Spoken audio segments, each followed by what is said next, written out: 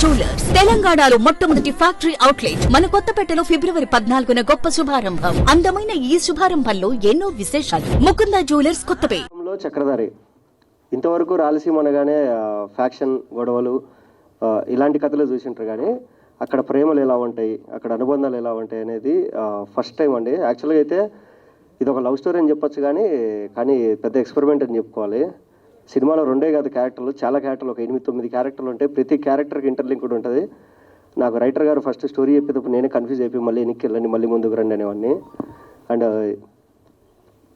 ఇలాంటి సబ్జెక్ట్ ఎంచుకున్న సంజయ్ అన్నకి అండ్ మా ప్రవీణ్ బ్రోకి చాలా కంగ్రాచులేషన్స్. వాళ్ళు అనుకున్నది ఏదైతే ఉందో, అంటే షూటింగ్ ముందు మేము ఏదైతే డిస్కస్ చేసుకున్నామో మొత్తం అంతా అయిపోయిన తర్వాత అదే వచ్చింది. అండ్ మాలాంటి వాళ్ళని ఎంకరేజ్ చేయడానికి, బ్లెస్ చేయడానికి వచ్చిన గెస్టులందరికీ చాలా థ్యాంక్ యూ అండి. నాకు ఇక్కడ ఒక స్పెషల్ మూమెంట్ చెప్పుకోవాలండి. ఫస్ట్ టైం నేను స్క్రీన్ మీద కనపడ్డ సినిమా అన్నతోనే